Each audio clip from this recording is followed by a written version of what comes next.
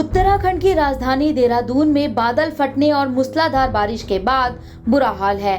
अब तक करीब 15 लोगों की मौत, 16 लापता और 900 से ज्यादा को एनडीआरएफ और एसडीआरएफ ने रेस्क्यू किया है।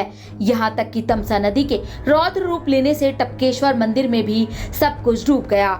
ऐसे में अकेले देहरादून ही नहीं, नैनीताल, पिथौरागढ़, मसूरी, ऋषिकेश, पौड़ी गढ़वाल से लेकर बागेश्वर तक प्रभावित रहा।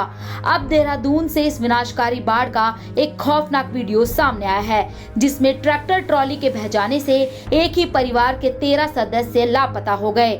वहीं 3 दिन बाद यमुनानगर के हथनीकुंड बैराज के पास से लापता लोगों के शव मिलने शुरू हो गए हैं।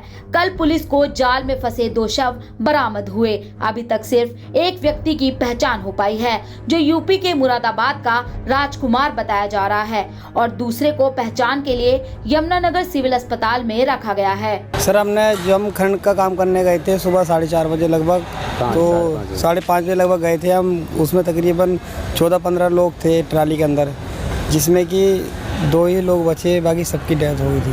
तो कितनी देर ट्राली फंसी रही आप वहाँ देखते रहे? लगभग मेरे जैसे मैं रूम से पहुंचा, लोगों ने मेरे पास फ़ोन किया। लगभग मैं अपनी आंखों से 10-15 मिनट देखता रहा, पर किसी ने हेल्प की कोई गुहार नहीं लगाई। अगर वो शायद रस्सी लाते तो बच सकते थे। तो अब कितनी दूर बहकर आई हैं बॉडीज? लगभग एक बॉडी मिल रही है 10-15 किलोमीटर, दूसरी 30-40 किलोमीटर। लगभग ये लास्ट जो बॉडी मिली है हमारे भाई की, लगभग ये 70-80 किलोमीटर दूर आकर मिली है। तो आप लोग कहाँ से काम करने के लिए वहाँ पहुँचे थे? हम मुरादाबाद के रहने वाले थे। हम परवल में काम करते थे, सिर्फ देहरादून आए थे काम करने के लिए। पूरी फैमिली थी मेरी, बाकी वो सर पानी में बह गई। जब बादल फटा तो पूरा परिवार बह गया? पूरा परिवार बह गया, और गांव की 9 लोग ही थे हमारे गांव के। मेरे फैमिली से 5 बंदे थे। तस्वीरों में दिखाई दे रहा यह भयावह दृश्य आस्था नदी का है। 16 सितंबर की सुबह आस्था नदी का बहाव हर रोज की तरह ही था। पलवल से आए मजदूर यहाँ पर पत्थर चुन रहे थे, तभी अचानक नदी का पानी बढ़ने लगा। उस वक्त मजदूरों को लगा कि थोड़ी देर में पानी खुद ब खुद कम हो जाएगा, लेकिन अचानक पानी का सैलाब इतनी तेजी से आया कि किसी को संभलने का मौका नहीं मिला। देखते ही देखते ट्रैक्टर पलट गया और सभी मजदूर उस पर चढ़कर खुद को बचाने की कोशिश करने लगे। करीब 3 से 4 मिनट तक सभी जान बचाने की जद्दोजहद करते रहे। इस दौरान नदी के किनारे पर खड़े परिजन अपने लोगों को फंसा देखकर चिल्ला रहे थे, लेकिन अगले ही पल ट्रैक्टर ट्रॉली दोबारा पलट गई और सभी लोग पानी के तेज बहाव में बह गए। इस दर्दनाक मंजर को देखकर परिजनों में चीख पुकार मच गई। हमें कल 18 तारीख को सूचना मिली थी कि 2 डेड बॉडीज जो हथनीकुंड बैराज है उसके नीचे जो जाड़ लगे हुए हैं उसमें फंसे हुए हैं, जिनको हम कल उठवाकर यहाँ शिनाख्त के लिए रख दिया गया था।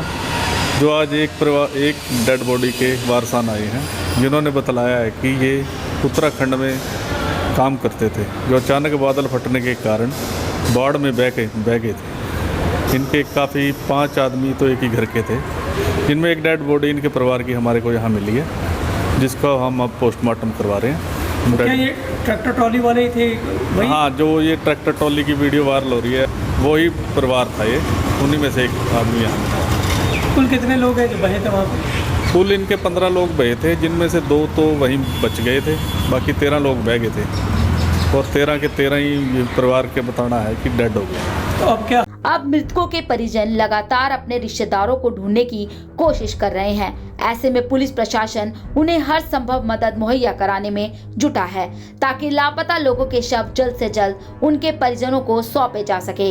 यमुनानगर से प्रवेश खान, पंजाब केसरी टीवी। हमसे जुड़े रहने के लिए हमारे YouTube चैनल को सब्सक्राइब करें और नई वीडियो की नोटिफिकेशन के लिए बेल आइकॉन को दबाएं। अगर आप ये वीडियो Facebook पर देख रहे हैं तो लाइक जरूर करें और ज्यादा से ज्यादा शेयर करें। धन्यवाद।